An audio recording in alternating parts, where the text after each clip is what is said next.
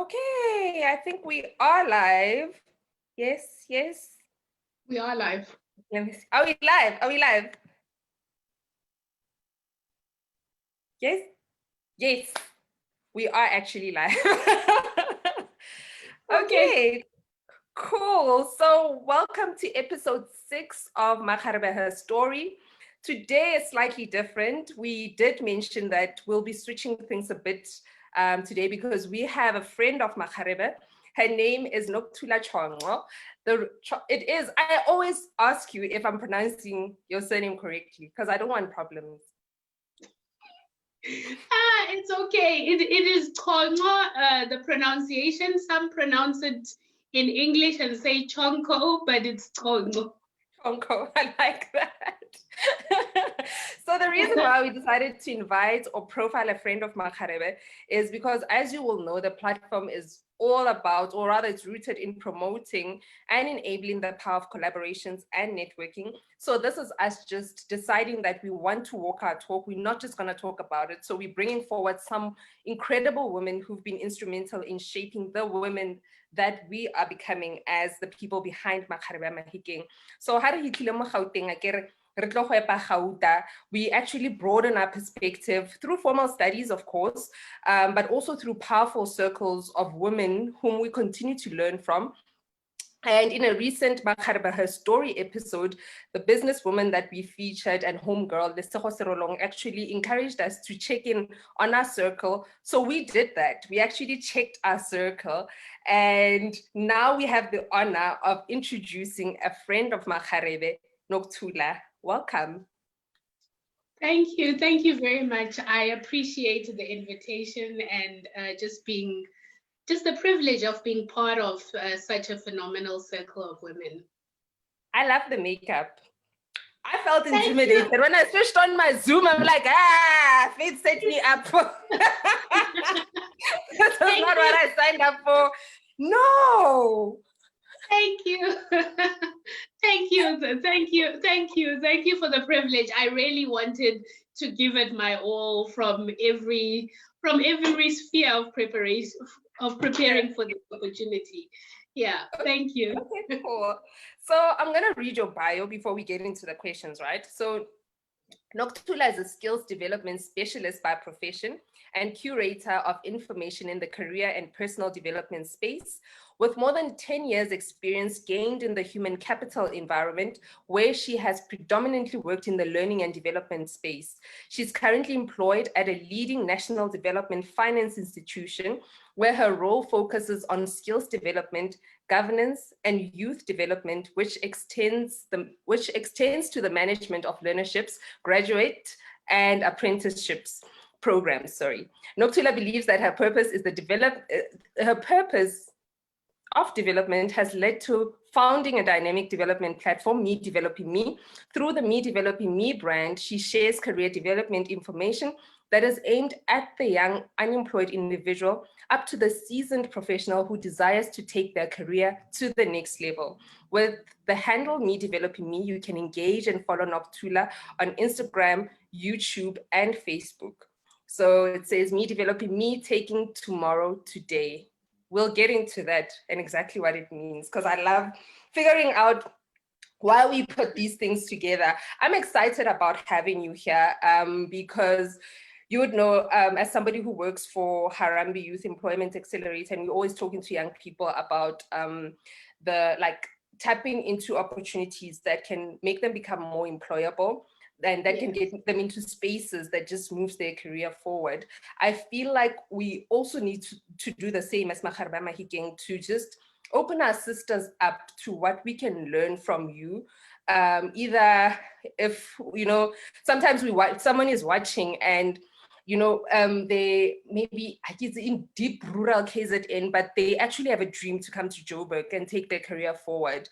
Someone is watching, they're in Johannesburg, they already trying to develop their career, but there is an opportunity for them to move forward in a different space. So I think this comes at a great time when a lot of people are returning to work. A lot of people are trying to find ways in which they can grow their hustle. We're all just trying to get back into the economy because the economy is reopening. So I think you're really opening up with your interview in September just came at the perfect time. New beginnings, new everything. I love it. Yes. So our followers are obviously curious about why and how you made the interview. You're not from Mahikeng, so like why you here? So let's start off by just getting a bit of understanding about your link to Makgarebe Mahikeng. Why, like, how even are you connected to the platform and the ladies behind it? Why did you agree to do the interview?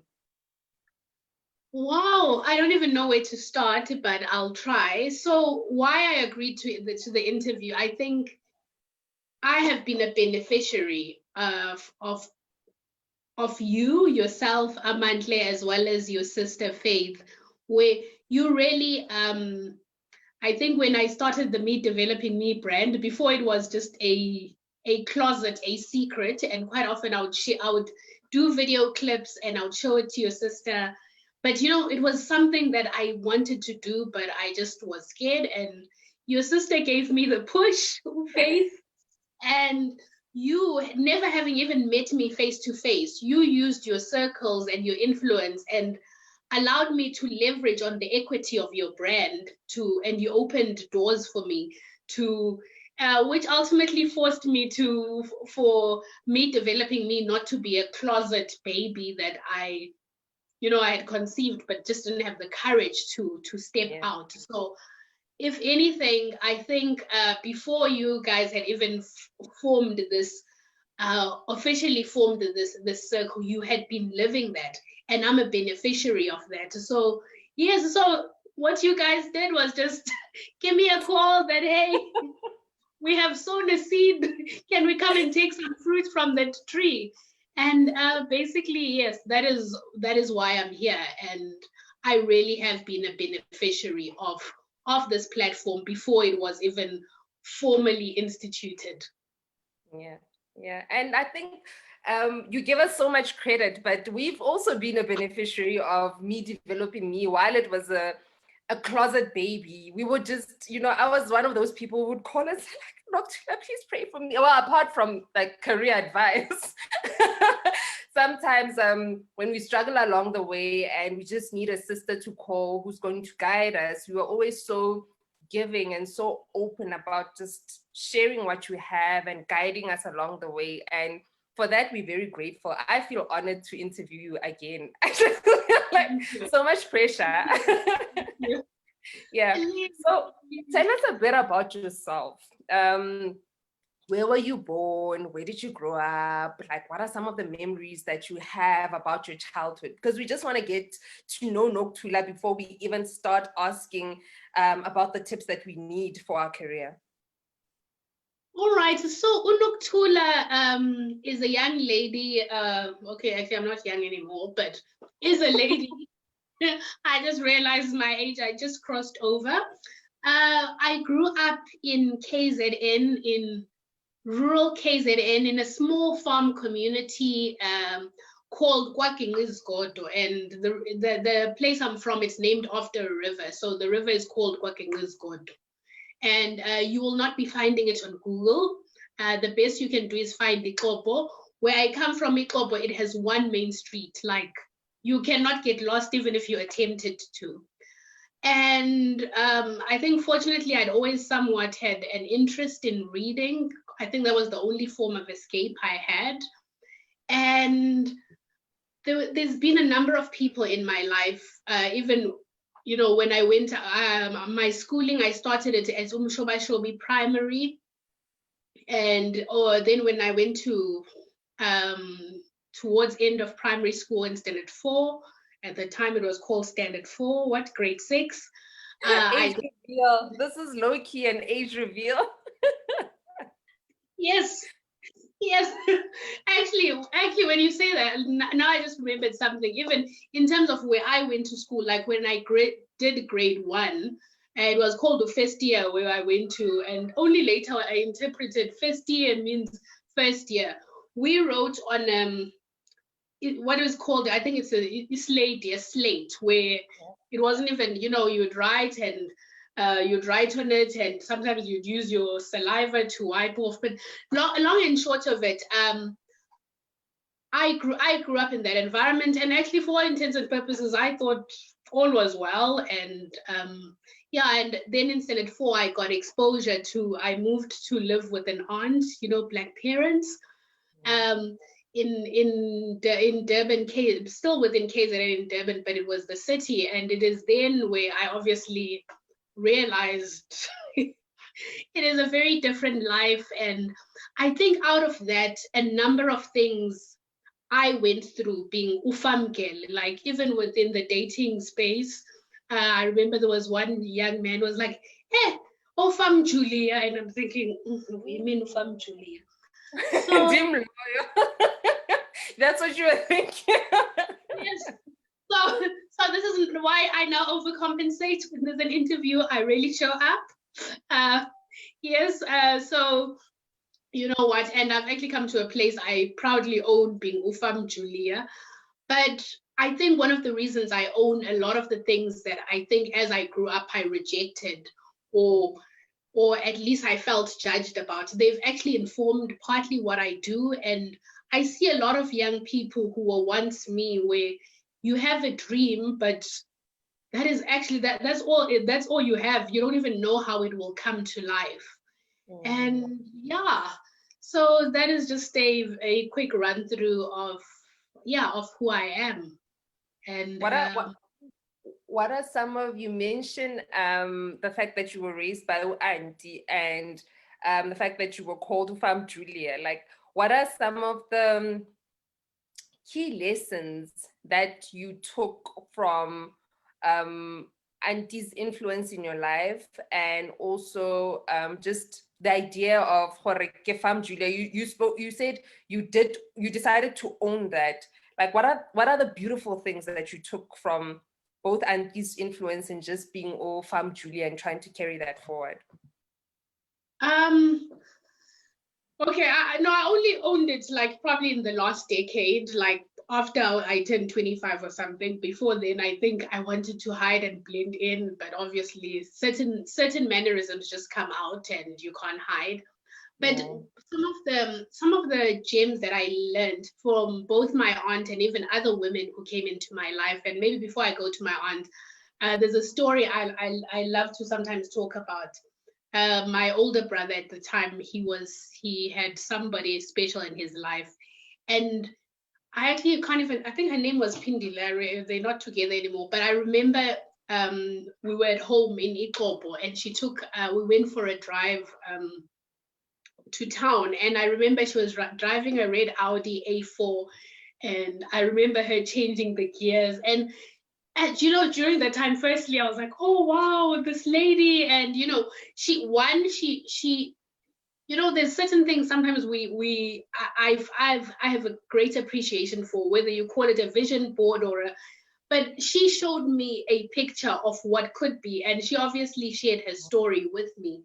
And I remember, just as she encouraged me and poured into me and just you know, I remember thinking, one day this is going to be me. I didn't know how.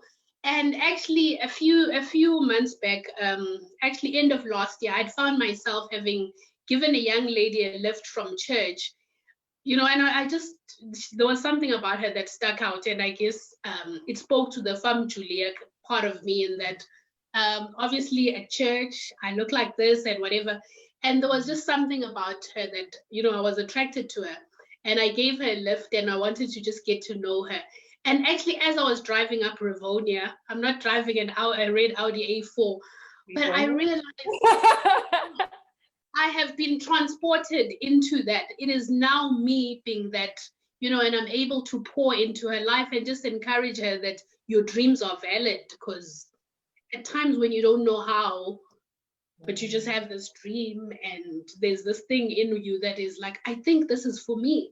So yeah, and I'm privileged to have an opportunity to be able to do that on a day-to-day and get paid for it, and now do it as a side hustle, and yeah, and just be able to open doors. So that's just but one of the women who've really had an influence in my life. Did you know that you are, I've never heard anyone link your space in that way, in terms of purpose or just working it back to purpose. Did you always know that you wanted to get into HR, and how did you get into that space? No. It was the furthest thing from me. Firstly, okay, by nature, I'm a textbook introvert, believe it or not.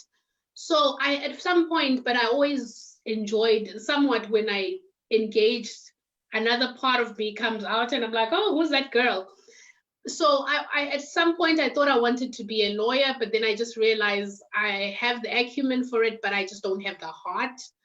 And I eventually, in terms of when I studied psychology and I wanted to be a clinical psychologist, but I also realized it's not quite what I want. And I thought I wanted to be an industrial psychologist.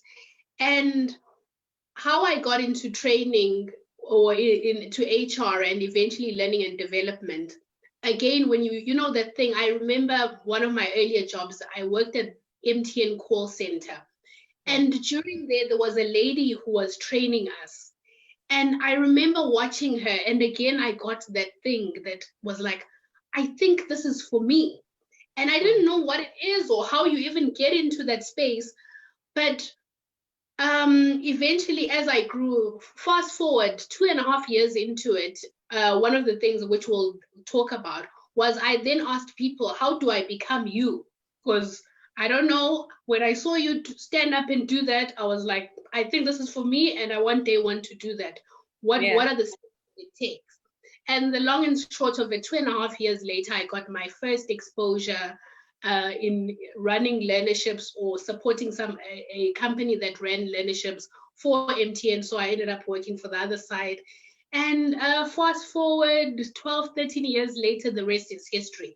But yeah, it again was that I saw somebody and there was that thing that I don't know what this thing is, but I think it is for me. I always like to, now I'm curious, now that you mentioned the call center job, was it actually your first job? It was technically my second job. So my first job was at a call center at a retail. I was a debt collector for what they called Cycle G9. Those are people who have not paid their debt for over 9 months. When you call, they welcome you with, yes, words I cannot mention anywhere on any platform. But so I had been there for about 6 months, and then obviously I moved to then the MTN call center. I'm sure I don't think I was supposed to say MTN, but anyway, I ended up, yes, in the MTN call center. So it technically was my second job, and by then also I had finished my undergraduate. I had a degree, but hey, it was a job that was available. But one of the things I learned, it then opened other doors. And had I stayed home and been like, graduate, I don't know, So, and I want you to build on top of that you're saying about, had I been home and decided, Jorge, I graduate and this is the first job that I will take. I like going back and asking people, so now that was your first job, what are some of the valuable things you learned during that time, but also within the job that you still carry forward? Okay, one of the things that I actually had not realized that I unconsciously carry forward, and a while ago, my boss was teasing me just about my telephone etiquette. Like, there's something when I pick up the phone, like, that training just kicks in when I answer the phone. So that is one thing. I think it really has just given me great telephone etiquette for life. But also, as much as, yes, it taught us about customer service, which is a skill that you will require anyway. Like right now, I have different clients. The young people I serve are my clients. Even in the business, there's different stakeholders. So there's a lot of, in terms of the training, there's a lot I learned there. But also, it taught me something, I guess, that you only learn having walked the journey. Sometimes you hear about people talking about never despise small beginnings or humble beginnings. It really has taught me the value of that. Like when I look at, my call center experience, and even when I was a student, my waitressing experience, I now realize that it is still serving me today, besides the technical skills. But I'm able to inspire somebody or encourage somebody that actually it is better to be in the field than to be at home. Because then there you're able to engage, to network, be in a position where you can be found versus being at home waiting for the right job. That's powerful. Be in a position that you can find, that you can be found, instead of being at home. Yo, okay. I love that. I love that. Keep it. Let's move into Me Developing Me, which is your baby who used to be in the closet. For someone who doesn't know about Me Developing Me, I always direct people to Me Developing Me. Oh, so you in that space, you at a point where you're looking for work or to get into the next level. This is the girl to go and have a look at her content. So I want you to expose the people by Longkore, they follow Makgarebe Mahikeng, or the people by Longkore Bako Mahikeng, and they really working on getting their career to move forward. I feel like this is a beautiful platform that one can tap into. How would you explain what Me Developing Me is to them? So Me Developing Me is, I think you'd even read the slogan. I even had said, taking ownership of my tomorrow today. So Me Developing Me is really a platform where it is about, the vision behind it is to empower anybody, not only women, just individuals who are in the world of work. And I think there's a lot of platforms that exist for entrepreneurs. And the truth is, even in the world that we are going to, I'm employed, but there's a lot that we can do. I treat myself as a business of one. So it's really a platform to empower us with skills, whether you are seeking to enter the world of work or you are a seasoned professional and you have aspirations of being in the C-suite and beyond. And a lot of it actually was just has been inspired by some of my own failures. There's things I have just fallen flat on my face, but there's also things I have observed being in the HR space. And at times when I'm on the other side of the table and I've actually advocated for candidates, when you watch an individual just be, okay, so me speaking to the person, I get a sense I have a gut feel that there is more to this person than what we're seeing. But because they just don't have the skills, or maybe they're just downright nervous or what have you, they are the candidates that we forego and sometimes hire somebody who speaks really well and might not be the best candidate.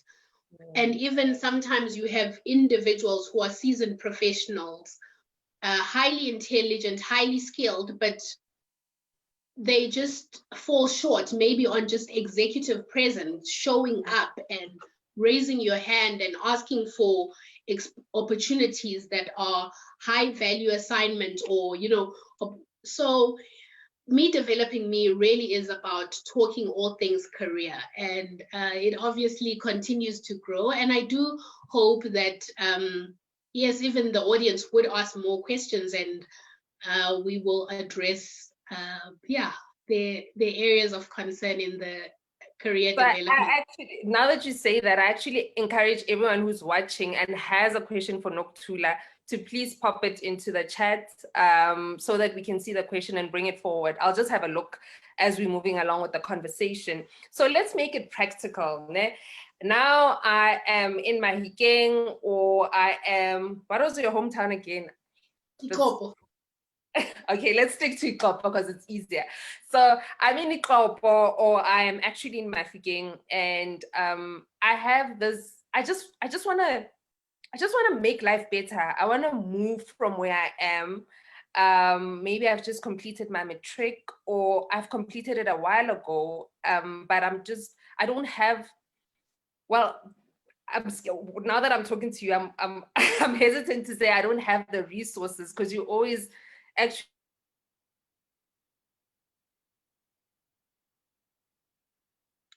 Ooh.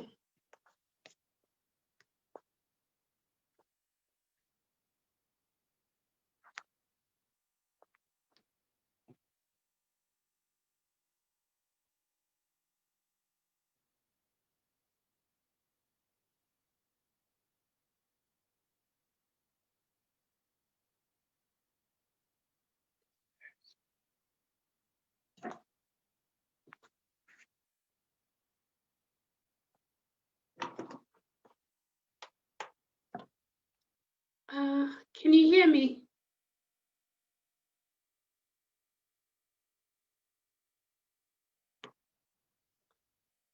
Technical glitches.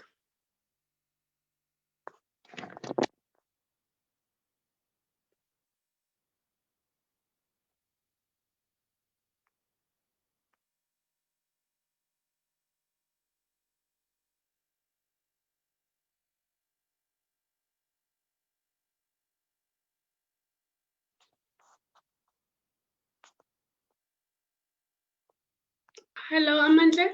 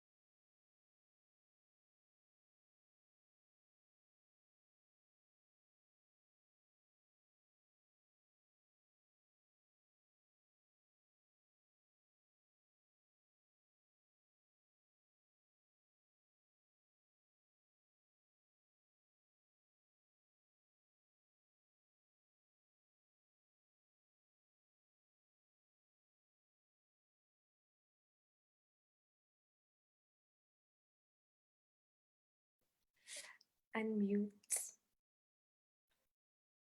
Hi, Nokuthula. Hello.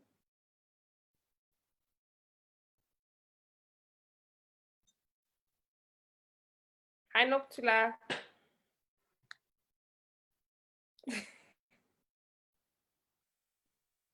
Can you hear me? I don't know what happened. I also don't know what happened. Faith always teases me about, I really panicked for a bit. And then after a while, I was like, God, please fix it. Faith always teases me about my level of chill. I was just like, I don't know what happened. I don't know too. My apology. My apology, but we're back. We back. Life happened to us, but we are here. Just as we were about to get into the meet, for everyone who's actually, maybe I should just do a quick, not summary, but a quick update for everyone who might have only joined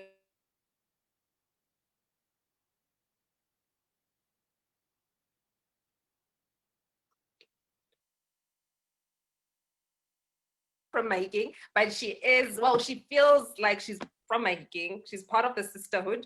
And that is why we have her on the platform today.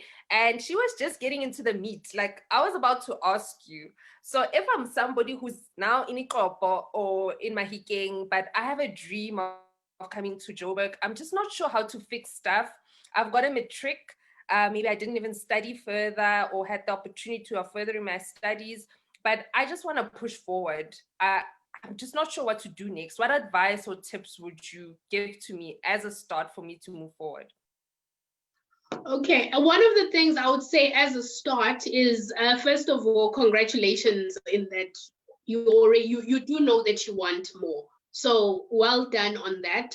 And then one of the things I strongly believe in, there's a saying in Zulu that says, "Indlela ibuzwa kwabaphambili." It talks about, I think the direct translation is that in order to find the way, you ask those who've already gone ahead. So one of the things I've realized somewhere, like whether you're in Ikopo and your closest neighbor is 3 kilometers away, there is someone who you might even not know what they're doing, but you know someone in that house has a car and they kind of living the life that you desire, or you know some. So as a start, seek advice, ask somebody. And if you are able, for example, to watch this, ask, "How's Amandle? Can you, that is the first step." And then in asking, maybe you can even be more specific. And this applies to even a professional who probably wants to take their career to the next level, or even a graduate. There is what is called an informational interview. And an informational interview, even as the word suggests, it's an interview to obtain information. And and I would like to just share a framework. It's by an author who I really respect in the career development space. He calls it the Tiara framework. So the word tiara, Tiara. So basically, it is a framework of questions that you then can ask, because then it's one thing I say, go to Amandle, there's a young lady, she wants to speak to you, but she has no idea. And, this is kind of a framework to help you structure some of the questions you can ask, even as a seasoned professional who wants to go to the next level. So some of the questions you can ask are around what is called trend questions. So you ask, what are the trends, or in the space that are, that govern the space, or, and then the other type of questions you can ask are around insights. And I guess these types of questions would apply more to the young person who only has a matric. They're not even too sure how to get from here to there. You ask the more personal questions that, Amandle, for you to move out of Mahikeng, what did it take? What are some of the resources that you were exposed to? And also then just proceed to ask advice. If you were me, if you were in my shoes, what would you do? And the truth is that person who obviously has come out of where you want to come out, they will then be able to borrow you wisdom on how it is that they do. And then another set of questions you can ask is what is called resource questions. And that speaks to resources. You know, sometimes you don't know what you don't know. So you will ask, Nokuthula, if I want to, now I'm established in my career, but I want to go to the next level. Yeah. For example, what can I do? And one of the things I would then maybe advise you on resources in the terms of books around authors or people you can follow, maybe who talk on executive presence. Or if you're a young person who has never, who just really, you just want to get your first job, you know, and I could direct you to Me Developing Me platform. So what are some of the resources? So there's certain, you can ask questions around what are the resources that can help me move from here to there. And then also in this framework, there's also assignment questions. And this maybe speaks to somebody who probably already is employed or at least is about to go into an interview, to actually ask, and I've heard your story. What are some of the type of assignments that put you in good standing, or that made you stand out, or that had an influence in your career? Like I've heard when you talk about, for example, your journey in the advertising space, and even certain opportunities that you created for yourself. And a young person will really benefit from those assignments. Some they were given to you, some you raised your hand and you grabbed them. So in essence, it really is about seeking information. And that was just quickly a framework or a set of questions that one can ask to help them move from here to there, or to there next. You talk about some of the things that I've mentioned in the past that I keep asking you in front of people. Is this the right, was that the right approach even? I'll just quickly tell the story to, obviously I don't assume that everybody follows everything that I do. So with my first job, I remember it was back in 2010. That's when I completed my third year. And I was looking for a job. I had other classmates that had already been promised jobs in certain spaces and ad agencies. I was so envious, but I didn't have an offer. And during that December, I knew that in January I had to have a job. As to where and how, I was just not sure. So I did my research first. I decided back in 2010 that I wanted to get into digital marketing. It wasn't popular, but I loved something about it. So then I did my research. I found that there were about 5 agencies or so at the time that purely specialized in digital marketing. And I checked out their websites, just as, I feel like just as employers always check if we would fit them, we also have a responsibility to check if they would fit what we're looking for without being too picky. So then I looked at what the work that they were doing. I was impressed by one, and then I looked at the job section and they said they didn't have vacancies, but I wanted to badly get into the agency. I called them and they told me, ma'am, as you saw on the website, we don't have vacancies. I said, I hear you, but in January, I need to start working for you. And so I pestered them, but politely so. And I think on my 3rd or 4th call, the lady said, look, we've spoken to our CEO because we've been telling him about the fact that you've been calling. And he suggests that we put together a brief challenge for you. You come back, you answer that, you present to us. In December, when my mom was going to Mahikeng for the holidays, I stayed behind in Pretoria because I wanted the job so badly. And then I did the presentation and they hired me in the following week. I was the first intern for the company. So was I doing the right thing by just pestering these people and just...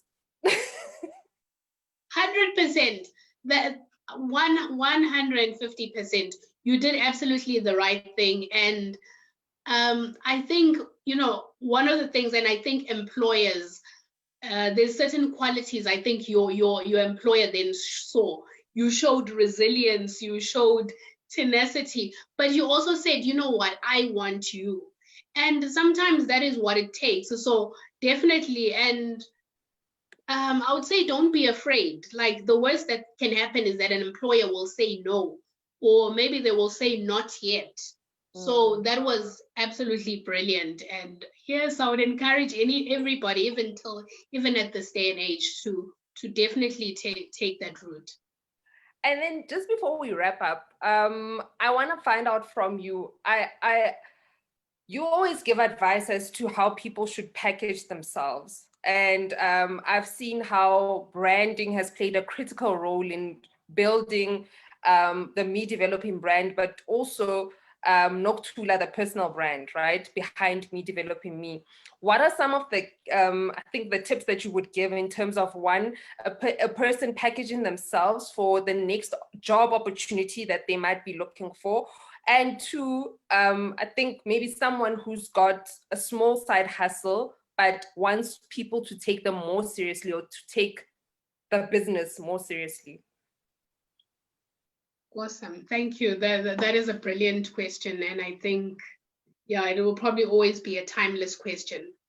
I would say this day and age, whether we like it or not, branding, it matters. It really matters. And the truth is, yeah, I can't even really think of a situation where I would say there isn't a need to brand yourself. So maybe, again, zooming in on career, it is important to have a social media presence and obviously aligned to what you are doing. So for example, if somebody like me and you, or somebody in more the art space, or, I would say be available on all the social, or on at least the popular social media platforms, but also maybe directly related to your career, be on LinkedIn.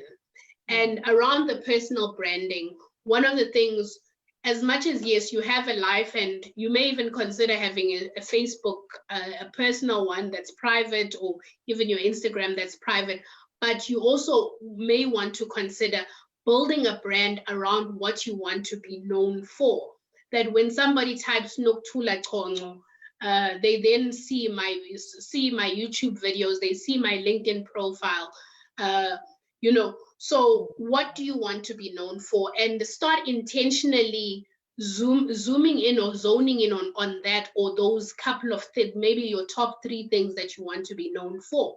Start with a LinkedIn profile.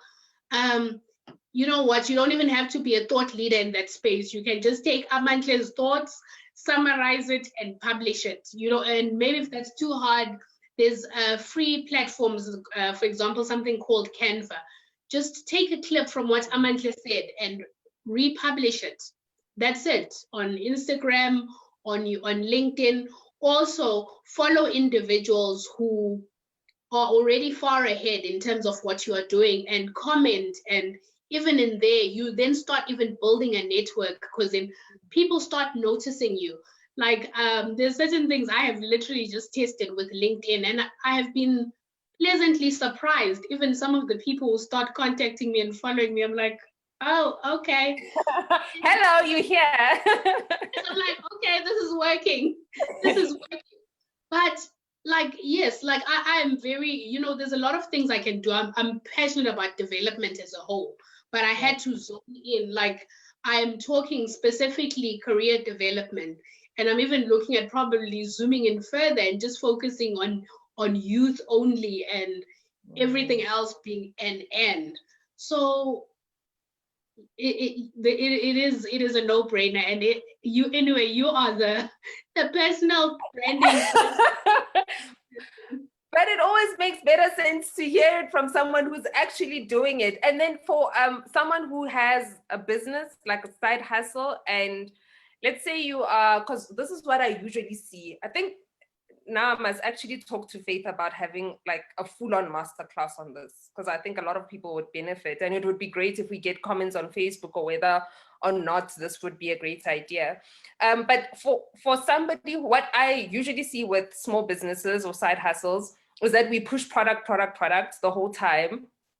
And then there is a lack of working on the brand so that people actually buy into something. It's great that your price is cheaper, but what happens in instances where you've got a niche, you know? So do you have any, because I've seen your branding, or rather the work that you do around branding, yeah, me developing me, and it's amazing. Do you have tips for people that would have side hustles but are struggling on the branding part of things? One of the things I would say, as with anything, be intentional, sow into your own brand. Like one of the things, I'm very good at the content, like it comes out of me, like I'm passionate about it. But when it comes to Photoshop, I'm highly suspect. But one of the things I have done is I partnered with a young man. He's still a university student. He's far more techno and digitally savvy than I am.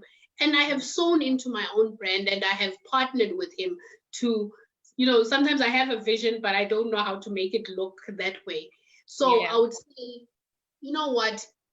Because it doesn't matter how brilliant what your product is. If nobody knows it, then yeah, that it will fail to launch very early.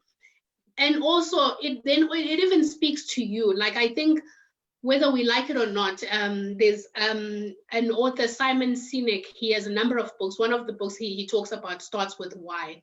And there's a talk, and maybe I'll share a link with you, where he talks about, for example, Apple. Apple was, there's a lot of brands it took out, but they poured so much that when you think Apple, one, you think, it just looks pretty. Like I just want it. Exactly. And it's, people complain that it's exclusive, it's this, they get frustrated, but you know what? It still calls them. And it's because they have sewn into their brand, and they continue, they are leading, but they have not stopped. They continue to sew into it. So please, let's sew into our brands. No, it doesn't matter how little, let us not eat the gratuity that you get or whatever. Take it and sew it back into your brand. Absolutely. I like wrapping up these interviews with a quick fire. So I'll ask you I'll start a sentence and I'd like for you to complete it, right? So there was no warning, but I guess that's why it's called quick fire. So let's start. My motto in life is? As a man thinketh, so is he. Okay. The book that changed my life is? A Purpose-Driven Life, Pastor Rick Warren. I love that book. I still have a copy. Cool. Knowing what I know now and having experienced everything that I have over the years, if I could speak to my 10-year-old self right now, I would tell them that your dreams are valid. As you are sitting there, or sitting on that stoop and reading, and I don't believe in this anymore, but reading your horoscope, and there are things you are reading that says, that speak to you. You're like, I think this is what I want. I think this is me, and I don't know how I'll get it. It is valid. Don't worry. The journey will unfold. Trust the process. Wow. Sisterhood is? Sisterhood is pulling each other up, lifting other sisters as you rise. And then my biggest wish for Mahikeng is? Wow. That Mahikeng realizes its potential, and that it has everything that it requires, it already has, that it is enough. Okay. I want to revisit one of your answers because I know you're passionate about that part. You spoke briefly about it when we recently connected, and you were talking about the puller up syndrome. Yes. Oh. Ended on that note. Do the things. Yes. I think we have heard enough, and it is even up to us as women to really start being intentional and sharing the stories where women have pulled each other up, and refusing. Yes, there are other women who pull each other down or who have the queen bee syndrome or whatever. But you know what? Let us be intentional. Like a lot of us, even in the opening, you advocated for me. You opened these doors, you opened for me that would have never opened because I didn't have the network or the influence. So let us all be intentional and really, one, yes, pull each other up, but also give a shout out and really just amplify those stories. And in terms of like changing the narrative, women are really not necessarily always about pulling each other down. There is a lot of us, we are a product of a lot of women who have sown into us. And you are such one woman who has sown into us, and tonight you've sown so beautifully onto the Makgarebe Mahikeng platform. I hope everyone who's been watching, whether a guy or a woman or a young girl who has dreams or was a bit discouraged, actually takes everything that you've said from the tips. I didn't just focus on the tips, but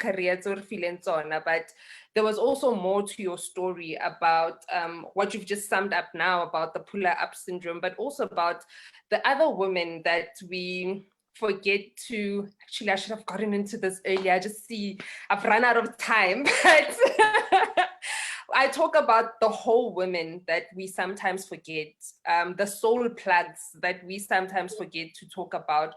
We focus so much on the people that sow into our lives when it comes to our careers, but we forget to talk about the women that sow into the whole woman, our aunts, our grandmothers, from the neighborhood. You know, we forget to talk about them, but not only talk about them, we forget to tune into the lessons that they're giving to us as we engage with them on a day-to-day basis. And I hope Nokuthula's interview has actually inspired everyone who's watched to just put in, I think, a brighter lens that just opens up their world in terms of what's possible when it comes to opportunities, what's possible when it comes to the dreams that they have, and generally what's possible when it comes to developing networks or a sisterhood that just helps us to push forward as women. And I'm really looking forward to seeing more and more friends of Makgarebe coming onto the platform. Today has been beautiful,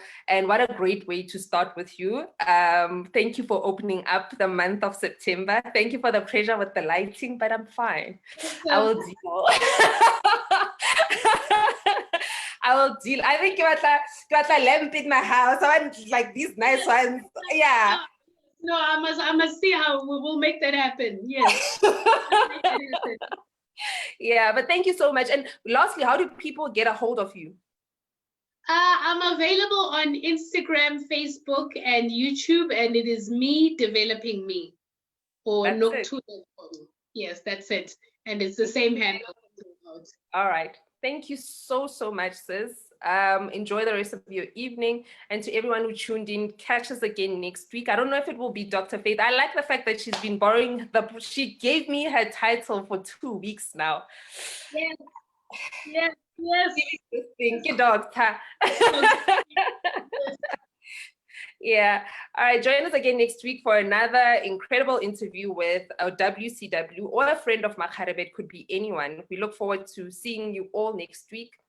Good night. Good night. Thank you.